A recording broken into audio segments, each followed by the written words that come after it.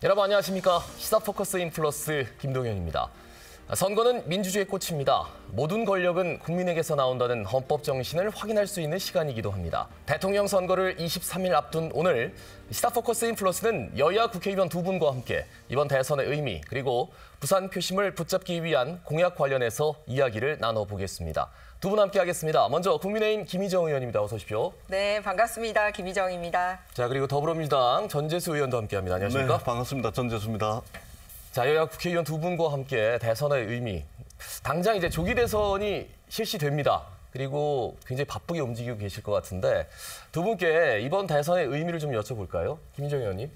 뭐니 해도 나라가 안정되기를 바라고 있습니다. 첫 번째는 먹고 사는 게 안정되는 경제 발전이고요. 두 번째는 법치주의에 대한 안정입니다.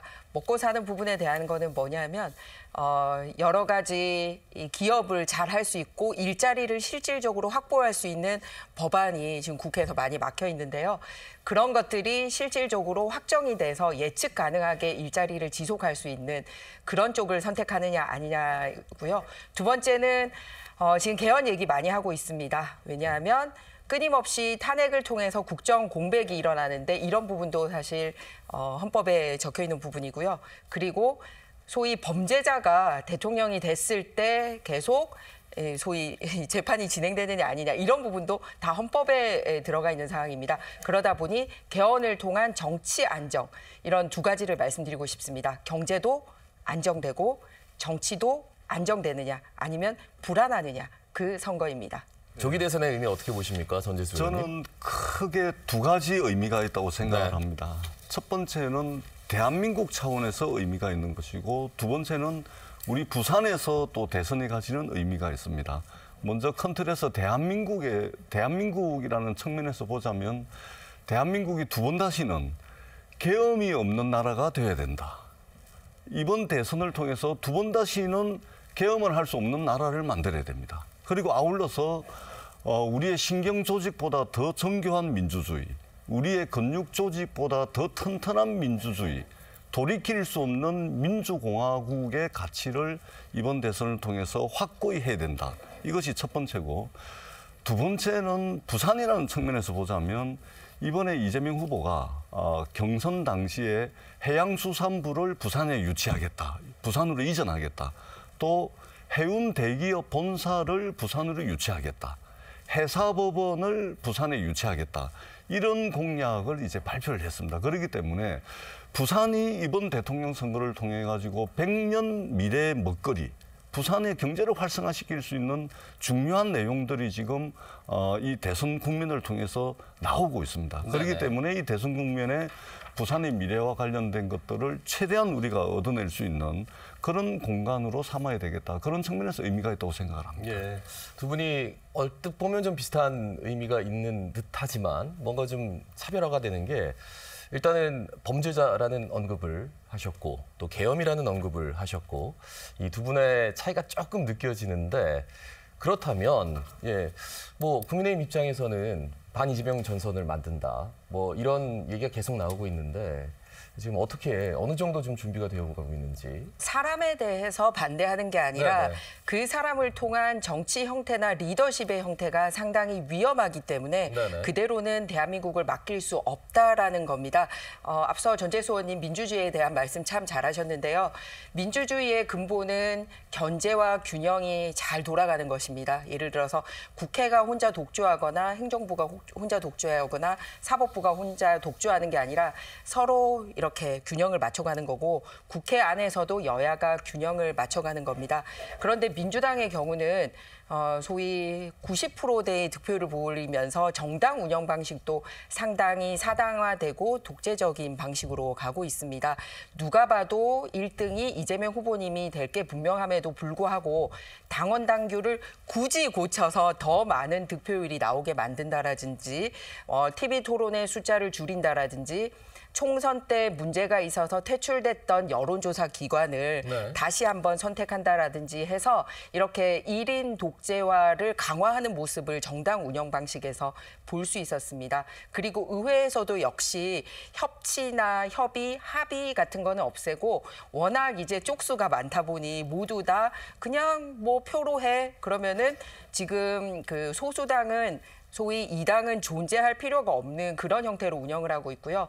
그러다 보니 법으로 운영할 수 없는 것까지 법으로 규정을 하고 있는 모습을 네네. 볼 수가 있습니다. 예를 들면 대통령이 당선되면 그 사람은 뭐 무슨 죄를 지었건 예를 들어서 살인죄를 지어도 그 사람의 재판은 멈추도록 하는 법을 지금 통과를 시켰지 않습니까? 이런 식으로 입법 독재를 강화하는 모습을 보이고 있기 때문에 그런 민주당의 리더십이 굉장히 위험하다. 그래서 그런 부분에 대해서 이번 선거를 통해서 국민들이 알아가는 네네. 부분이 있었으면 하고요.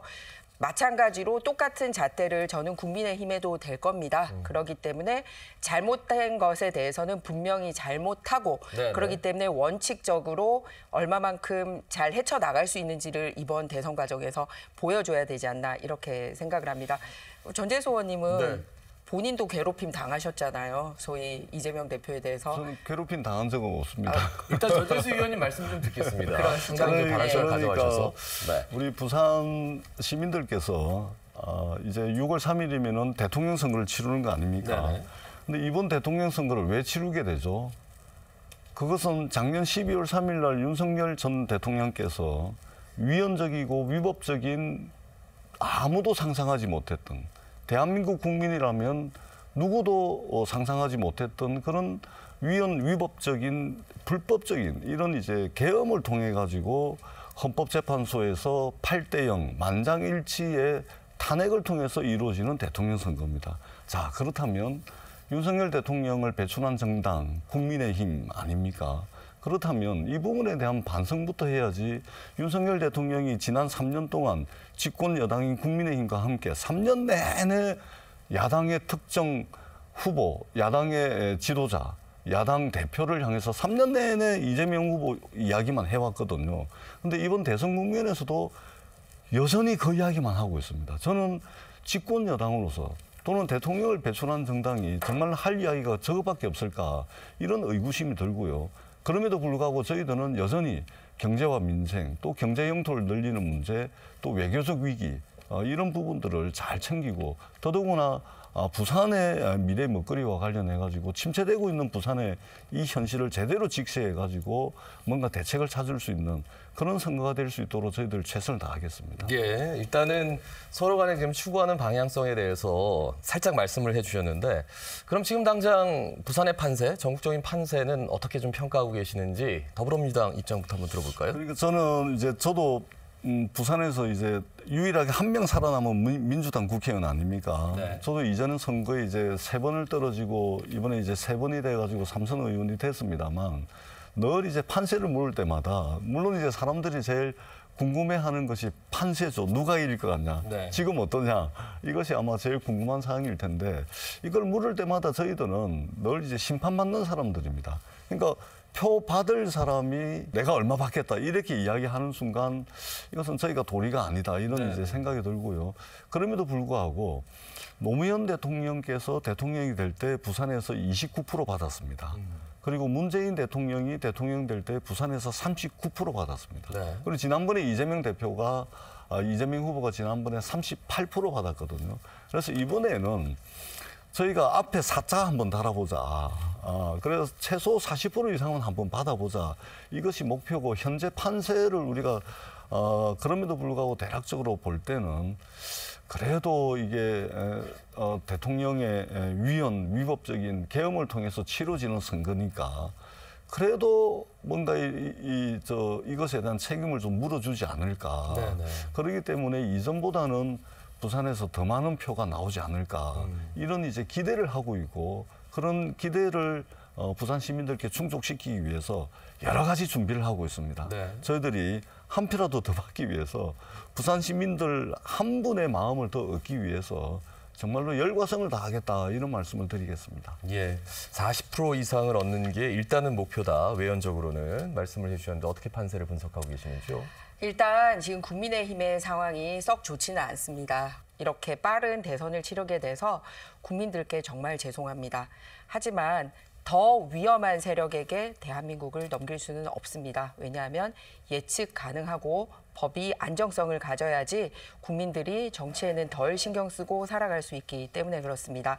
그래서 지금은 후보별로 이제 그 득표율을 보면 여러 여론조사에서 국민의힘이 제대로 이기고 있지를 못합니다.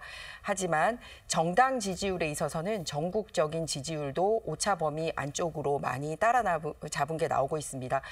그 중에서는 뭐가 있었냐면 이제 국민의힘 전당대회가 있었었고 네네. 또 하나는 이재명 후보의 그 사법 리스크가 가시화되면서 민주당의 지지율이 좀 떨어지고 국민의힘이 좀 올라가는 현상이 있었습니다. 네. 그리고 잘 아시다시피 부산은 그동안 너무나 감사하게도 국민의힘을 지지해 주셨습니다. 하지만 네. 지금은 여러 가지로 국민들이 실망하고 있는 거 잘 알고 있습니다. 철저히 반성하고 하지만 이렇게 국정에서 법을 함부로 누군가를 위해서 마음대로 고치고 또 재판관들을 탄핵하고 또 국정을 마비시키고 우리 사실 제가 얼마 전에 어린이날이어서 아이들한테 어린이날 제일 많이 먹고 싶은 게 뭐냐고 물었더니 네. 아이스크림이라 그러더라고요. 그래서 아이스크림도 특정 브랜드의 31가지를 다 먹기가 힘든데 그 어려운 숫자를 탄핵이라는 숫자로 해내는 곳이 바로 지금의 민주당입니다. 국민을 위해서 한 일이 아닙니다. 그냥 본인들의 권력 강화를 위해서 그런 일을 하고 있습니다. 그렇기 때문에 보다 안정적인 국정 운영을 하고 결국은 경제도 발전시키고 그냥 한탕에 털어먹고 가지 않을 당이라는 것을 알린다면 후보의 지지율도 우리 정당 지지율처럼 함께 올라오지 않을까 생각합니다. 지금은 정당 지지율과 후보 지지율 간의 괴리가 존재를 하고 있습니다. 그리고 또 하나 제일 중요한 것은 이번 부산에서는 투표율을 올리려고 합니다. 네네. 왜냐하면 많은 분들이 사실 이 당도 싫고 저 당도 싫다. 그런데 당신네들이 조금 잘하면 투표장에 가면 국민의힘 지지를 해줄 텐데 하는 게 영 마음에 안 들다. 그렇다고 이재명 세력에게도 표 주기 싫다라는 분들이 있습니다. 그래서 이런 분들이 다시 한번 투표장으로 갈 수 있도록 투표율을 올릴 수 있도록 최선을 다하겠습니다. 근데 하나 민주당이 참 대단한 게 호남의 경우는 득표 포인트를 90%를 잡았더라고요. 예, 그래서 역시 한쪽으로 쏠린 당이지 않나라는 생각을 했습니다. 네. 부산은 그 정도까지는 바라진 않습니다. 하지만 부산 시민들께서 진정성을 가지고 응원해 주시길 부탁드립니다. 예, 여기에 대해서 뭐 바로 말씀하시죠. 제가 네. 뭐 우리 김희정 의원님께서 길게 말씀을 해주셨는데 짧게 말씀을 드리자면 느닷없이 완전 무장한 군인들을 동원해서 계엄을 해버리는 정치 세력보다 더 무서운, 더 두려운 그런 정치 세력이 있겠습니까? 그런 측면에서 윤석열 대통령을 배출했던 국민의힘이다라는 말씀을 꼭 드리고 싶고 네.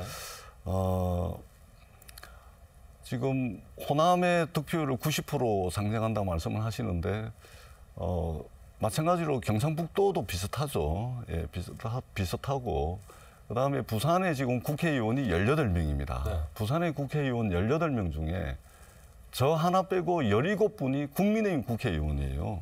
자, 부산시장 국민의힘입니다. 구청장 16분 전부 국민의힘이죠. 부산시의원 42분 중에 40명이 국민의힘입니다. 그렇기 때문에 저는 호남이든 부산이든 간에 정치 세력이 동등한 위치에서 그야말로 경쟁의 정치 질서가 좀 만들어질 수 있는 이런 대한민국의 정치가 됐으면 좋겠다라는 말씀을 드리고 예, 예. 이곳은 부산입니다. 부산에 거의 대부분의 선출직을 국민의힘이 하고 있는데 이렇게 많은 의석을 가지고서 야당 지도자, 야당 후보 비판하는 것보다 부산의 미래를 위해서 조금 더 힘을 모아주시고 부산의 미래를 위해서 정치를 해주신다면 오늘날 부산이 처한 이 위기 네네. 잘 극복할 수 있지 않을까 이 말씀을 꼭 드리고 싶습니다. 알겠습니다. 좀 더 디테일하게 좀 들어가 볼게요. 예, 하실 말씀이 많겠지만 네. 일단 대법원의 파기환송심이 결정이 됐고 파기환송심 날짜가 오는 15일이었다가 2월 18일로 이제 연기가 됐단 말이에요. 이 과정을 어떻게 보고 있는지 양당의 좀 입장을 듣고 싶어요. 어떻습니까, 김희정 의원님? 일단 선거법은 법에 언제까지 재판이 끝나야 된다는 게 명시가 되어 있습니다. 왜냐하면 자격 없는 사람이 우리의 선출직 대표로 그 자리에 앉아서 국민들의 세금으로 낸 세비를 받고 있으면 안 되기 때문에 그래서 633이라고 1심은 6개월, 2, 3심은 각각 3개월, 3개월에서 1년 안에 재판을 끝내도록 되어 있습니다. 그리고 사실 재판을 받는 그 입장에 있다면 정치인이 내가 너무 억울하다. 그러면은 이 재판 1년보다 더 빨리 끝내고 싶지 않겠습니까? 빨리 털어버려야지 당당하게 자기가 가진 선출직에서 활동을 할 수 있기 때문에 그렇습니다. 그런데 지금 말씀하신 그 재판 지금 3년 넘게 끌었습니다. 1심만 2년 넘게 끌었거든요. 그런데 그게 재판관들이 끈 게 아니라 그 재판을 받아야 하는 이재명 후보님이 그렇게 끊임없이 재판을 끌었습니다. 법원 송달장을 회피한다라든지 그다음에 재판 기일을 다시 지정한다라든지 증인을 다시 지정한다라든지 그리고 회피를 하는 여러 가지 법 기술을 통해서 무지막지하게 피해 다녔습니다.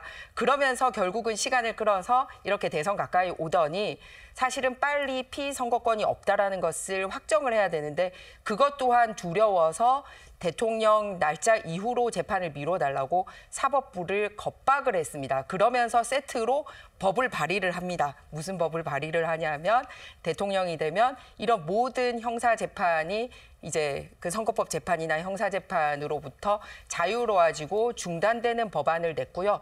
또 하나는 이런 판결을 한 대법관들이 마음에 들지 않으니까 대법관들의 수를 늘리는 법안을 또 제출을 합니다. 네. 그러면은 그 늘어난 수만큼은 만약에 당신께서 당선이 되신다면 자기 사람으로 채울 수 있다라고 생각하기 때문이죠. 그런데 똑같은 수법을 쓴 나라가 있습니다. 바로 베네수엘라의 차베스가 이 수법을 썼습니다. 그래서 나라를 망가뜨린 것을 우리는 역사적으로 보고 있는데 그 똑같은 일을 지금 민주당이 하고 있습니다. 그렇기 때문에 이런 식으로 정정당당하다면 자꾸 사법부를 겁박하고 또 말도 안 되는 법안을 통과시키는 일을 멈춰야 된다고 생각합니다. 앞서 제가 우리 전재수 의원님도 괴롭힘을 당했다라는 말씀을 드렸는데요. 뭐냐면 대선 끝나고 나서 이재명 대표님의 주식이 굉장히 늘었어요. 그것도 방산 관련 주식. 그때 전재수 의원님이 이 부분은 좀 실망스럽다라고 얘기를 했는데 그때 당에서 무제한 괴롭힘을 당했다라는 것을 저는 기사에서 본 적이 있습니다. 그리고 그게 거기서 끝나는 게 아니라 아까 부산 말씀을 하셔서 제가 드리자면 전재수 의원님 부산 발전에 우리 당 같이 힘을 합쳐서 당은 다르지만 애써주시는 거 참 평소에 고맙게 생각하고 있습니다. 그래서 이재명 대표님이 얼마 전에 우리 부산을 방문했을 때 부산이 진짜 중요한 부분에 대해서 미처 말씀을 안 하시니까 전재수 의원님이 그 말을 하려고 했어요. 그랬더니 이재명 대표가 우리 전재수 의원 말을 막더라고요. 그래서 이런 것만 봐도 본인에 대한 비판을 받아들이지 못하고 진짜로 부산에 대한 발언을 겨우 한 명 되신 분에게도 들으려고 하지 않는다라는 것을 볼 수 있기 때문에 부산에 대한 애정도 없고 그리고 민주적으로 당 운영하는 모습도 아니지 않나라는 것을 저는 전재수 의원이 본인이 제일 잘 알고 있지 않나 이렇게 생각합니다. 조금 길게 발언 시간 드렸으니까 전재수 의원님 해명할 시간 드려야 되나요? 아니 우리 김희정 의원님께서 저를 위해 주시는 말씀을 하신 것 같은데 뭐 개인적으로 고맙습니다. 고마운데 다만 이제 저는 괴롭힘 당한 적이 없고요. 기사 정정하셔야겠어요. 괴롭힘 당한 적이 없고 제가 정치하는 사람으로서 해야 될 이야기를 한 것이고 그리고 그것에 대해서 민주당을 지지하시는 분들이 저에게 비판을 한 것이고 그리고 정치하는 사람은 늘 비판받는 자리입니다. 그렇기 때문에 비판하시는 분들 비판을 저는 받았던 것이고 그것을 저는 괴롭힘이라고 생각해 본 적이 단 한 번도 없다. 이 말씀을 드리고 지난번에 이제 북거 강로 때문에 이재명 대표 내려오셨을 때 그 비하인드 스토리가 있습니다. 제가 이제 말씀을 드리려고 했는데 막은 것이 아니고 행사 시간이 11시였거든요. 이미 11시가 오바를 한 상태였기 때문에 그 뒤에 이제 우리 부산이 북거 강로와 관련해서 드려야 될 말씀들은 이미 그 뒤에 들어가지고 해수부 부산 이전 해사법원 설치 그다음에 그 해운 대기업 본사 부산 이전 이 공약을 제가 이끌어낸 사람입니다. 그렇기 네. 때문에 전혀 그렇지 않다라는 말씀을 드리고요. 대법원 파기환송이 됐지 않습니까? 대한민국 대법원 역사상 이례적인 일입니다. 우리가 통상적이지 않고 이례적이라고 할 때는 뭔가 뒤에서 어떤 힘이 작동을 했다라고밖에 볼 수가 없는 것이거든요. 그렇기 때문에 민주당은 당연히 국민으로부터 선출되지 않은 그런 한계성을 가지고 있는 사법권을 행사하는 대법원이 국민들이 직접 투표권을 통해 가지고 국민 주권을 실제 행사를 하려고 하는데 이것을 말하자면 부당하게 개입해서 못하게 하려고 이번에 대법원이 신속하게 파기환송을 했다라고 보는 것이 대다수의 법학자들의 견해입니다. 그렇기 때문에 서울고법에서 대선 이후로 재판을 연기를 했습니다. 이것은 국민들의 선택권, 국민 주권주의에 부합하는 결정이고 누구나 공정하고 부당하다고 여기지지 않을 그런 이제 선거운동의 자유가 있는 것이거든요. 네네. 그런 측면에서 저는 늦긴 했습니다만 서울고등법원이 판사의 양심을 걸고서 굉장히 합리적이고 공정한 판단을 내렸다. 이렇게 저는 평가를 합니다. 예.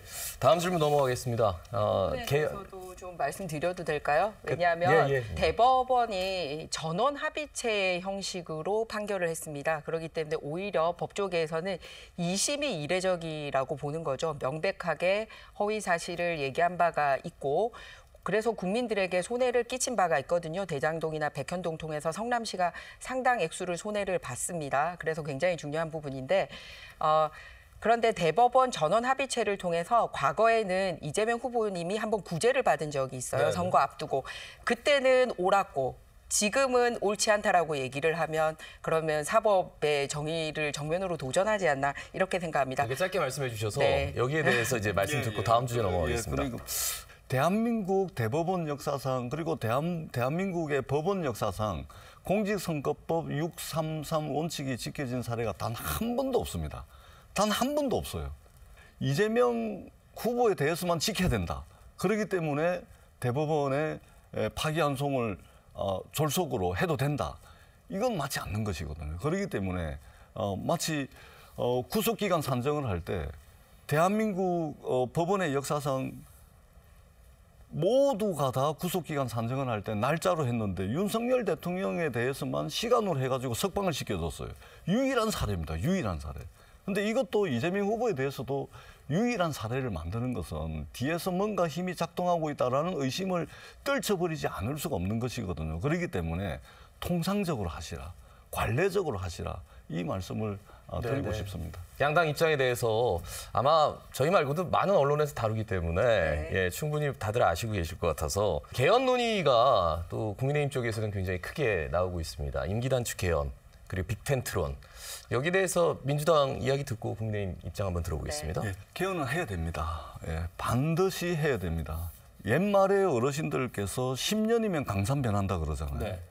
근데 잘 아시다시피 10년이면 강산 변하는 것이 아니고 요즘은 자고 일어나면 강산이 변하는 빠른 시대에 굉장히 스피디한 그런 시대에 살고 있는데 우리 헌법은 87년 제정된 헌법입니다. 40년 됐습니다.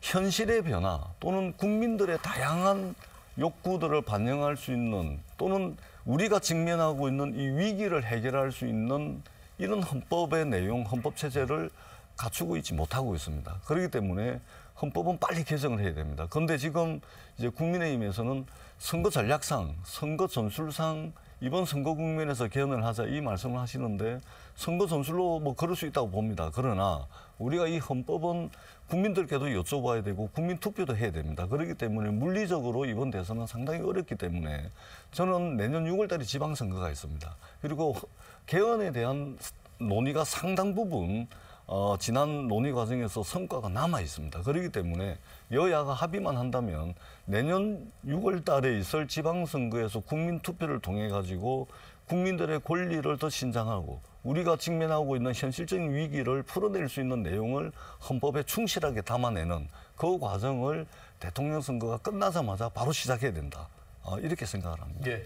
네, 그 부분에 대해서 가장 중요한 거는 다음번에 당선될 대통령으로 나오시는 후보들이 본인들 거를 내려놓는 게 사실은 1번이 돼야 됩니다. 그러면 가장 가시적으로 내려놓을 수 있는 게 뭐냐면 아무래도 임기죠. 지금처럼 대통령 선거는 5년, 그리고 지방선거와 국회의원 선거는 4년 가다 보니 이제 국회와 행정부 간의 갈등이 법을 넘어서서 상당하게 갈등 형태로 드러나고 있습니다.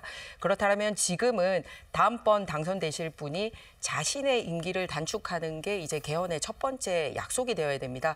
그런데 당선되기 전에도 그거를 못 내려놓고 있는다면 과연 당선 후에 무슨 약속을 하겠습니까? 그렇기 때문에 그냥 이번 선거 끝나고 얘기를 하자가 아니라 정확하게 내 걸 어떻게 내려놓겠다라는 얘기가 바로 출발점이 될 수 있기 때문에 그래서 이재명 후보의 직접적인 약속이 굉장히 중요합니다. 왜냐? 지난번 선거에 본인이 개헌이 굉장히 중요하다라고 얘기를 하고 있으면서도 지금은 막 국민투표 필요하기 때문에 안 돼 이런 식으로 얘기를 하고 있단 말이에요. 그래서 지금이라도 정확한 말씀이 필요하다는 말씀을 드리고 싶고요. 두 번째는 개헌의 방향성 또한 대통령의 권한을 무지막지하게 강화하는 방식으로 가서는 안 된다는 말씀을 드리고 싶습니다. 지금 민주당이 개헌은 안 하고 있습니다만 헌법 정신에 정면으로 도전하는 법안을 최근 며칠간 통과시키고 있습니다. 헌법에는 사법부의 독립성을 정확하게 명시를 하고 있고 그리고 대통령의 임기 중에만 내란죄와 외환죄를 제외하고 이 재판을 받지 않도록 되어 있는데 이 두 가지를 바꾸는 법을 내서 개헌의 정신에 어긋나고 현재 더 강화되어야 되는 헌법까지 파기하는 그런 내용으로 입법 활동을 하고 있거든요. 그래서 과연 지금도 그런데 당선된 다음에 자기 거 내려놓는 개헌을 하겠냐 이렇게 의심을 하는 겁니다. 그리고 이 의심은 국민의힘에 있는 사람들만 하고 있는 게 아니라 유력 대선 후보였던 이낙연 전 총리께서 가장 앞장서서 얘기를 하고 있습니다. 악마의 계곡을 넘어서야 된다. 사당화가 돼버렸다 민주당이. 이렇게 하면서 걱정을 하고 그러면서 개헌에 가장 앞장서고 있습니다.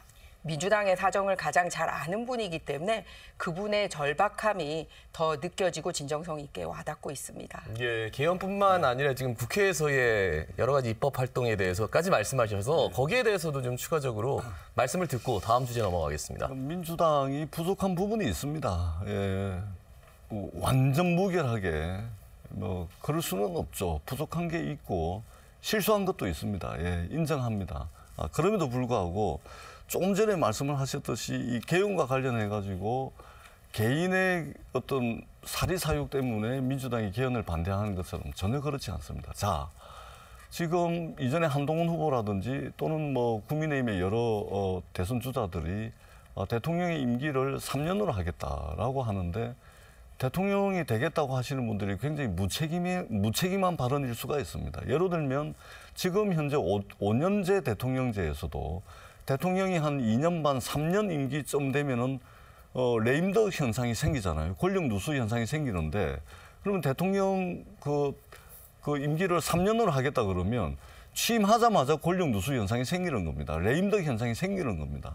이 대통령이 되겠다 하시는 분이 어떻게 보면은 굉장히 자신의 책임을 다하지 않는 것으로 비칠 수가 있고 또 하나는 대통령의 권한을 더 강화하려고 하는 욕심이 있는 거 아니냐 이 말씀을 하시는데 이미 개헌의 방향은 정해져 있습니다. 권력은 나누고 분산하고 그다음에 시민권은 강화하고 우리가 직면하고 있는 기후위기, 인구 소멸의 위기, 지방분권의 위기 이것들은 더 강화하는 쪽으로 이미 민주당의 안이 나와 있습니다. 그러니까 김희정 의원님께서 말씀하시는 그런 우려는 전혀 하시지 않아도 된다. 이 말씀을 제가 분명하게 드리도록 하겠습니다. 개헌에 대한 입장 들어봤습니다. 자, 여러분께서는 지금 시사포커스인 플러스 D-23 부산 민심문을 주제로 두 분의 국회의원과 함께 하고 계십니다. 잠시 후에 저희는 찾아뵙도록 하겠습니다.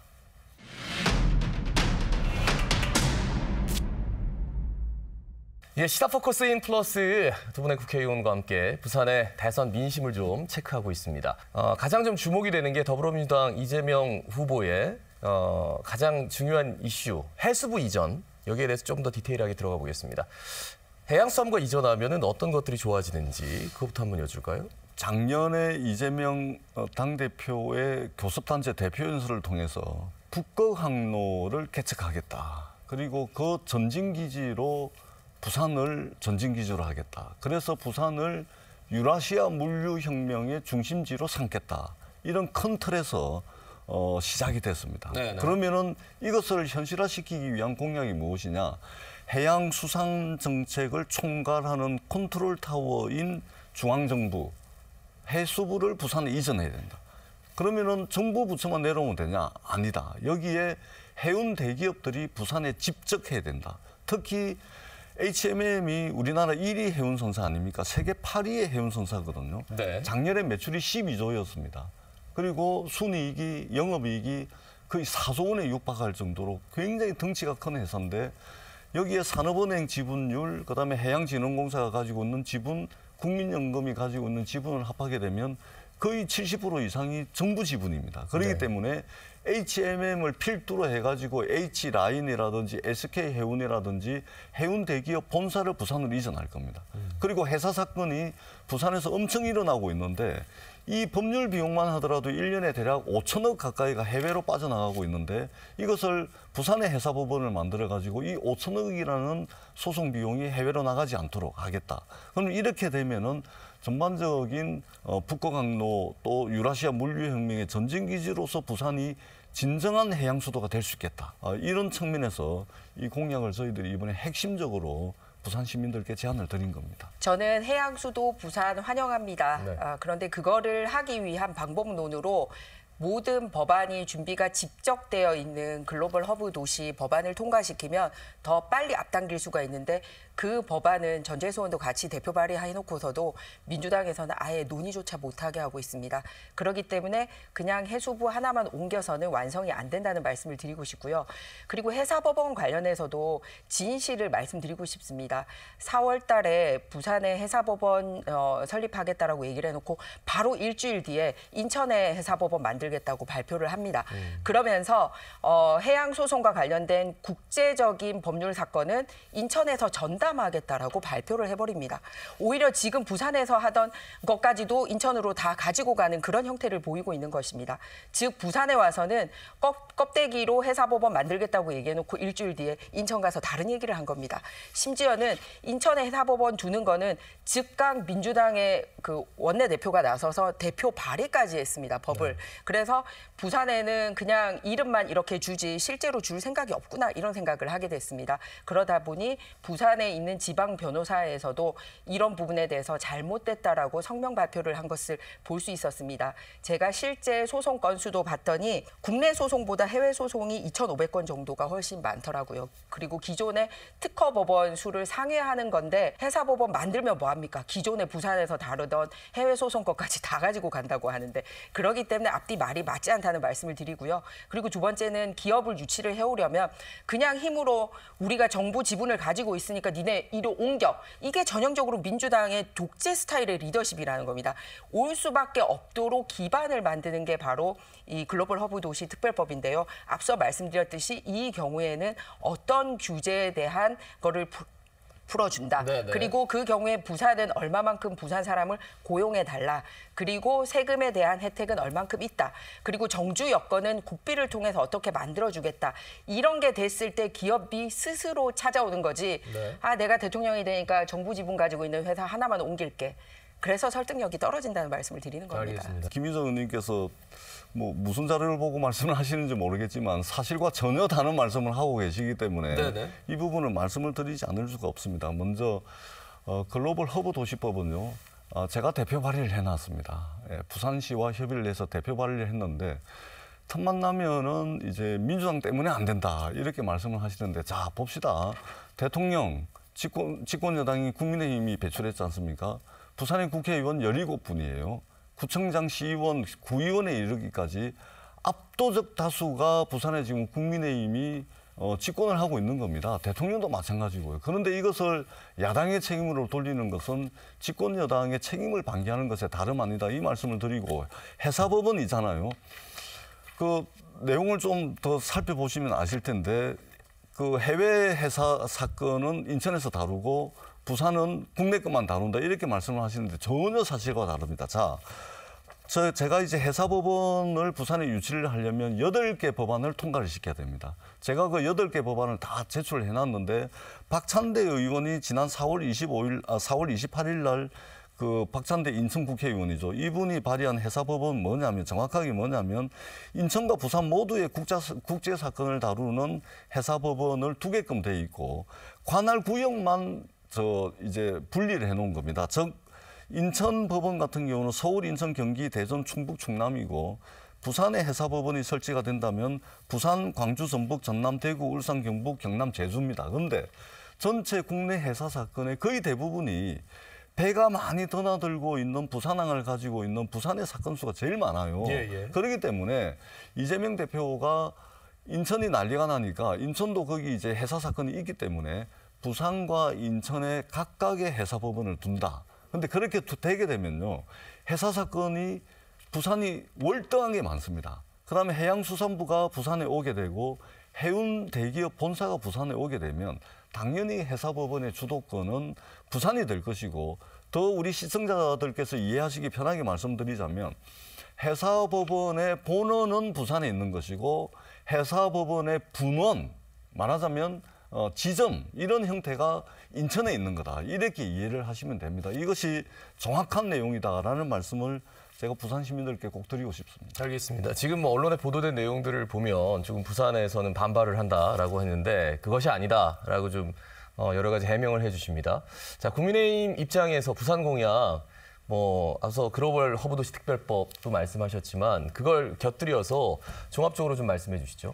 네, 앞서 법입니다. 말 그대로 글로벌 허브 도시 특별법입니다. 그리고 산업은행 이전도 산업은행의 위치는 부산에 둔다라고 이렇게 법을 바꿔야 되는 내용입니다. 네. 만약에 행정적인 결단을 하는 거라면 대통령 혼자 있을 때 하면 됐죠. 그런데 현재는 법이다 보니 민주당이 아예 안건으로 다루지 않으려고 하고 있습니다.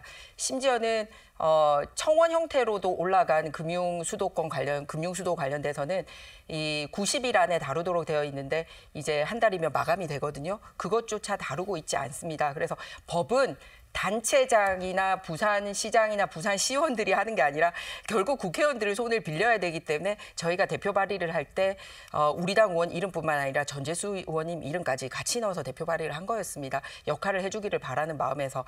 그런데 다른 거는 그렇게 아까 얘기했듯이 탄핵안은 30건씩이나 넘게 통과시키면서 왜 이 법안은 우리가 논의조차 못하게 하고 있습니까? 그 법을 니네는 기초의원이랑 광역의원 다 차지하고 있으면서 왜 안 하냐라고 얘기하는 거는 국회의 본질을 망각하는 발언이라는 말씀을 드리고 싶고요. 그게 안 되면 해양수산부가 오거나 회사가 오기 힘든데 이 괴리된 공약을 계속하고 있다는 말씀을 거듭 드렸습니다. 그리고 저는 해사법원의 본원은 부산이고 분원은 인천이라는 것을 후보의 이름이나 원내대표 이름으로 정확하게 해주시길 부탁드립니다. 현재 법은 국제해사법원을 인천에 두는 걸로 이미 민주당에서 발의를 해버렸지 않습니까? 그리고 일주일 전에 부산 와서 마치 부산에만 줄 것처럼 해놓고서 일주일 뒤에 인천 가서 수도권 대표 공약으로 국제해사법원 인천에 주겠다고 발표를 해버리지 않았습니까? 그런데 말씀드렸듯이 소송건의 차이도 크고 그리고 실제 선박과 관련된 물류는 우리가 하고 있습니다. 소위 항공 물류는 인천이 전담을 했고요. 해양 물류는 우리가 전담하기 때문에 이걸 가만히 두면 우리 쪽에 오게 되어 있는데 그거를 국제 특화로 확 찍어 줘버리니까 더 많은 소송권 그쪽으로 가게 만들어 버릴 위험성이 있고 그래서 전문가인 부산 지방 변호사에도 이 부분에 대해서 이렇게 성명서를 내고 이런 것입니다. 그래서 제가 그냥 없는 말을 했다라는 게 아니라 현행 법을 제출한 거에 민주당의 의도가 그대로 적시가 되어 있기 때문에 말씀을 드렸습니다. 그리고 또 하나는 이제 해양수산부 네. 일단 한 말씀 듣고 그 다음에 또 이어가겠습니다. 우리 김희정 의원님께서 산업은행 말씀하셨고 부산 글로벌 허브 도시 특별법 말씀하시고 또 이제 금융수도 금융 중심지 이 말씀도 하시고 해사법원까지 말씀을 하셔서 우리 듣는 시청자분들께서 좀 헷갈리실 것 같아서 자 일단 해사법원 먼저 말씀을 드릴게요. 정확하게 법안 내용을 보시면 됩니다. 법안 내용을 보시면 제가 정확하게 읽어드릴게요. 이 박찬대 대표가 발의를 한 게 4월 28일 날 한 거거든요. 이건 뭐냐면 인천과 부산 두 곳의 해사 민사 사건, 해사 행정 사건 및 국제 상사 사건을 심판하는 해사 국제 상사 법원을 본원을 각각 설치하는 걸로 되어 있습니다. 그런데 제가 왜 부산이 본원이고 인천이 분원 비슷하냐 그러냐면 배가 드나드는 숫자가 압도적으로 부산이 많고 해사 사건이 압도적으로 부산이 많습니다. 그렇기 때문에 예를 들면 부산 해사법원의 판사가 20명이라면 인천 해사법원은 수요가 결국은 이 판사들 숫자를 만들게 될 겁니다. 그러면은 부산이 20명이라면 인천은 한 5명 정도 될 겁니다. 그 규모를 비교를 했을 때 부산이 본원이 될 것이고 인천이 분원이 될 것이다라고 말씀을 드리는 것이 부산 시민들이 이해하시기 더 편할 것이다 이런 말씀을 드리는 것이고 네. 그 다음에 글로벌 허브 도시법 말씀을 자꾸 하시는데 이 글로벌 허브 도시법은 저도 대표 발의를 했습니다만 부산시와 부산의 정치 특히 국민의힘 압도적 다수를 가지고 있는 국민의힘이 입법 전략 자체가 없어요. 입법 전략이. 정교한 전략을 세워가지고 지금 전북특별자치도에서도 뭐 해달라 그러고 제주특별자치도에서도 뭐 해달라 그러는데 부산도 지금 글로벌 허브 도시법 해달라는 거거든요. 예. 그러면은 다른 지역의 요구들을 어떻게 이렇게 저렇게 해가지고 주고받을 건지 해가지고 정교한 입법 전략을 짜가지고 이렇게 해야 되는데 그런 거 없이 선거 때만 되면 민주당 탓하고 민주당이 안 해줘서 못한다 그러고 아니 그러면 부산의 국회의원 18명 중에 17명 뭐 한다고 뽑았습니까? 저는 남 탓을 해야 될 게 있습니다. 분명히 있습니다. 그러나 적어도 글로벌 허브 도시법이나 산업은행법 같은 경우는 국민의힘이 정교한 입법 전략을 짜가지고 다른 지역에 어떤 것을 주고 우리가 이걸 얻어내겠다 이런 그 전략이 필요한 거예요. 그런데 이런 거 평상시에 하나도 안 하고 있다가 선거 때만 되면 민주당 탓을 하는 겁니다. 제발 좀 그렇게 하지 않았으면 좋겠다. 이 말씀을 강조해서 드리고 싶습니다. 아까 법안에도 제가 말씀드렸듯이 둘 다 본원이라고 적시된 법안이 이미 제출이 됐습니다. 그런데다가 이재명 후보가 인천에 가서는 국제해사 법원이라고 정확하게 또 말씀을 하셨고요. 그렇기 때문에 해석을 뭐 사실상 이게 본원이고 이게 분원이다 하는 거는 전재수 의원님의 희망사항인 거지 법안에 그렇게 명시가 되어 있기 때문에 국민들이 듣고 판단하시면 될 부분인 것 같습니다. 저는 이런 식으로 나눠먹기 해서는 안 되고 부산이 훨씬 더 우위를 가지고 있기 때문에 정확하게 이렇게 집중해 주셔야 된다고 생각을 합니다. 그리고 두 번째 부분은 글로벌 허브 도시 특별법이 그 전주하고 거래를 할 법입니까 저희가? 그러니까 방금 얘기했듯이 부산에 가지고 오려면 전주 정도 되는 데다가 똑같은 거 주고 오라. 이런 차원에서 얘기를 하는 게 아니라 전주가 아니고 전북입니다. 전북. 전주를 중심으로 한 전북이죠. 전북이고 그래서 제주도입니다. 제가 얘기를 하는 거는 뭐냐면 그런 식으로 거래를 할 법이라는 게 아니라는 겁니다. 수도권과 대비되게 동남권의 항만 그리고 해운 그리고 철도, 도로 4개의 축으로 나아갈 수 있는 그리고 우리가 경쟁하는 곳은 제주도나 전북하고 경쟁하겠다는 게 아니라 싱가포르나 두바이와 경쟁을 하겠다는 건데 그거를 자꾸 발목 잡아서 야 부산에 이거 하고 싶으면 민주당 지지 많이 나오는 전주에 이거죠. 이런 거래의 대상으로 삼고 있는 것 자체가 진정한 부산 발전과는 거리가 먼 민주당의 입장이지 않나 이렇게 생각합니다. 말씀하십시오. 우리 김희정 의원님께서도 삼선 의원이시고 국회 생리를 잘 아실 겁니다. 국회에 가보시면 있잖아요. 때로는 여야를 넘나들면서 지역의 이익을 지키고 지역의 이익을 추구하기 위해서 국회의원들 사이에 여야를 넘나들면서 엄청나게 많은 입법 전쟁이 벌어지고 있습니다. 그거 인정하실 겁니다. 자, 우리가 있잖아요. 부산 글로벌 허브 도시법이 거래 대상이 아니라고 말씀을 하시는데 예를 들면 제주도의 국회의원들, 강원특별자치도의 강원도 국회의원들, 전북특별자치도의 전북 국회의원들, 그다음에 글로벌 허브 도시법을 가지고 있는 우리 부산의 국회의원들이 치열하게 그 입법 전쟁을 하고 있지 않습니까? 그러니까 이 정치의 본질 자체가 거래입니다. 그러니까 어떻게 해가지고 저쪽에 당근을 주고서 우리가 취해야 되는 이익을 취해야 될지 이 입법 전략 자체가 지난 몇 년간 국민의힘에서는 아예 없었습니다. 아예 없고 노력도 안 했습니다. 예를 들면 산업은행은 이해관계자들이 있습니다. 그러면 이해관계자들이 충분히 이야기할 수 있도록 논의 테이블을 만들어야 되지 않습니까? 논의 테이블 한 번도 만든 적이 없어요. 그래서 조용히 있다가 선거 때만 되면은 민주당 탓을 하는 겁니다. 이래가지고 과연 부산 발전을 위해서 국민의힘이 진정성을 가지고 있다 또는 진정성 없다 하더라도 17명이 되는 거의 대다수의 국회의원을 가지고서도 이거 하나 하지 못하는 그런 정치력을 오히려 반성하고 국민들께 부산 시민들께 송구스럽다라는 말씀을 드려야지 이 자리에서도 계속해서 거래 대상이 아니다 민주당 탓이다. 이렇게 해버리면 정말로 절망적이다. 이 말씀을 듣고 있는 우리 부산 시민들은 절망감을 느낄 수밖에 없다. 이 말씀을 드리는 것이고 예. 저희들이 말씀드리는 해운 대기업 본사의 부산 이전 해사법원은 책임지고 하겠습니다. 남 탓하지 않고 부산 시민들께 약속드린 그대로 저희들이 책임지고 저희들 책임하에 이번 대선 국면을 통해서 반드시 하겠다. 이 말씀을 드리겠습니다. 예, 김희정 의원님. 저희는 금융수도 이전 법으로 안 되면은 우회로를 통해서라도 할 생각입니다. 앞서 말씀드렸듯이 금융예탁원이라든지 캠코라든지 허그라든지 나머지 금융기관 이전이 잘 되어 있는 상황입니다. 거기에 활용 점정이 산업은행이기 때문에 어떤 업무 부처가 산업은행에 올 수 있는지 법이 안 되면 우회로를 통해서도 가지고 오는 것 반드시 지키도록 하겠습니다. 해양수산부가 오면 중앙 공무원들만 내려오는 거지 부산 사람만 특별히 해양수산부에 더 뽑거나 하질 않습니다. 하지만 산업은행이 오면 우리의 젊은이들이 산업은행에 취직을 할 수가 있습니다. 예, 그 전 정부에서도 산업은행에 대해서 계속 얘기했는데 예, 그것에 대해서 말씀해 주시면서 좀 더 많은 금융기관을 들여오겠다. 금융예탁결제원이라든지 주택금융공사 허그, 그다음에 자산관리공사 캠코 뭐 등등 이것은 노무현 대통령께서 공공기관 지방 이전을 통해 가지고 문현동 금융혁신도시를 만든 것이죠. 뿐만 아니고 해운대 영화 영상 혁신도시에 많은 영화 영상 공기업들이 가 있습니다.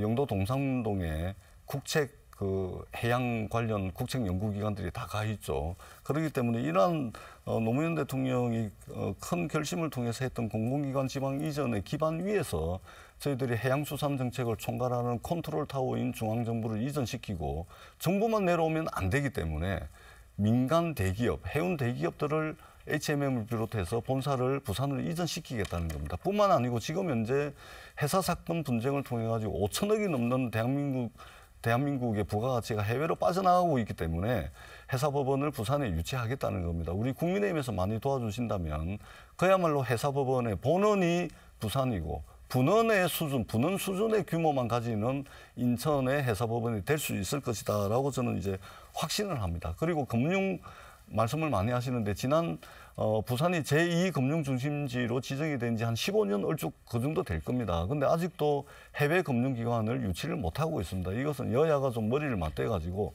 실질적으로 제1 금융 중심지와 경쟁이 될 수 있는 그런 제2 금융 중심지 부산을 함께 만들 수 있도록 저도 힘을 보태겠다는 말씀을 드리겠습니다. 그 노무현 대통령 지방 이전의 계획을 세우셨죠. 그런데 이제 이명박 대통령 때 그거를 바톤을 받아서 실제 실행을 우리 정부 때 했습니다. 그리고 그것을 원래는 흩어져 있을 수 있는 것을 한 곳으로 모아서 시너지 효과를 내려고 하고 있습니다. 그래서 아까 말씀하신 그런 기관이 이전하는데 많은 기업들이 산업은행이 오면 그 산업은행과 함께 오겠다라는 여러 기업이 있습니다. 그래서 이게 금융수도 부산을 만드는데 굉장히 핵심이 되고 있다라는 말씀을 재차 드립니다. 그리고 기왕 법으로 발의되어 있으니까 이런 거를 하면 그 다음 스텝으로 나아갈 수 있지 않을까 그렇게 생각합니다. 그리고 그 해사법원도 국제 업무 부산이 국제소송도 할 수 있다라는 것을 반드시 명시를 해서 전재수 의원님만 혼자 해석을 하지 않고 실제 그렇게 될 수 있도록 여야가 힘을 합쳤으면 하는 바람입니다. 제가 대표 발의해놓은 법안에 그렇게 돼 있습니다. 걱정 안 하셔도 되고요. 그리고 제가 단독으로 한 것이 아니고 부산지방변호사회와 함께 해사법원 설치법을 제가 대표 발의했다라는 말씀도 아울러서 드리도록 하겠습니다. 알겠습니다. 두 분 어떻게든지 부산을 위해서 서로 간에 정말 약간의 갈등 구조가 있긴 합니다만 부산을 위해서는 이 모든 것들을 다 이뤄내야 된다. 같이 함께 협치를 하자라는 말씀으로 결국은 모아지는군요. 자, 마지막으로 우리 부산 시민들께 마무리 발언할 시간을 드리겠습니다. 전재수 의원부터. 부산 시민 여러분, 부산에 국회의원이 18분이 있습니다. 지난 총선을 통해서 저희가 부족한 결과였습니다만 딱 한 명 민주당 의원이 있습니다. 저희들이 부산 시민들께 부족한 것은 보완하고 보충해가지고 더 많은 사랑을 받아가지고 더 많은 지지를 받을 수 있는 그런 민주당이 될 수 있도록 비록 한 명밖에 없는 국회의원 전재수이긴 하지만 열과성을 다하겠다 이런 말씀을 드리도록 하겠습니다. 요즘 많이 어렵습니다. 더더구나 국민들도 어려운데 나라는 더 어렵습니다. 이번 대통령 선거를 통해서 더 정교하고 더 강력한 민주주의를 만들고 경제와 민생을 살리고 우리의 경제 영토, 우리의 외교적 이익을 살리고 부산의 미래를 개척하는 그런 대선이 될 수 있도록 열과성을 다하겠다라는 다짐의 말씀을 드리도록 하겠습니다. 최선을 다하겠습니다. 정말 죄송합니다. 대선을 치르게 돼서 죄송합니다. 그리고 정말 감사합니다. 작년에 부산 시민들의 눈물겨운 지지 덕분에 부산에서도 다수가 되었고 중앙에서 정말 형편없이 1대2의 형태를 유지하고 있었는데 그나마 부산 의원들 덕분에 그나마 1대2의 형태를 유지를 하면서 민주당의 입법 독주를 막아내는데 앞장서고 있습니다. 보시다시피 민주당이 총선 다수당을 차지를 해서 민생과 관련된 일을 하고 있는 게 아니라 탄핵, 특검, 국정조사 이런 일에 앞장서고 있습니다. 그러다 보니 경제 관련된 법안들은 판판이 막히고 있습니다.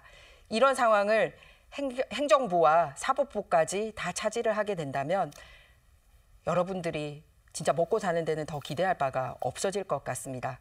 이번 대선 통해서 발전이냐 중단이냐, 안정이냐 위험한 대한민국이냐를 결정하는 그런 선거입니다. 다시 한번 기회를 주신다면 최선을 다해서 부산 시민들이 원하는 그런 글로벌 허브 도시 그리고 금융 수도 부산 만들어내도록 하겠습니다. 자, 우리 유권자들 10년이 채 안 되는 짧은 기간 탄핵 대선을 2번 치르게 됐습니다. 그런데 대선을 앞둔 우리 정치판을 바라보는 유권자들은 좀 피곤한 것 같습니다. 도대체 정책은, 공약은 어디에 있을까요? 오늘은 또 무슨 일이 벌어질지 상상을 초월하는 일들이 이번 대선판에서 일어나고 있습니다. 오늘 이 자리가 그나마 이번 대선의 부산 공약에 대해 함께 생각해보는 그런 자리가 되셨으면 합니다. 자, 오늘은 여기까지입니다. 시사포커스인 플러스 다음 주에 인사드리겠습니다. 여러분 고맙습니다.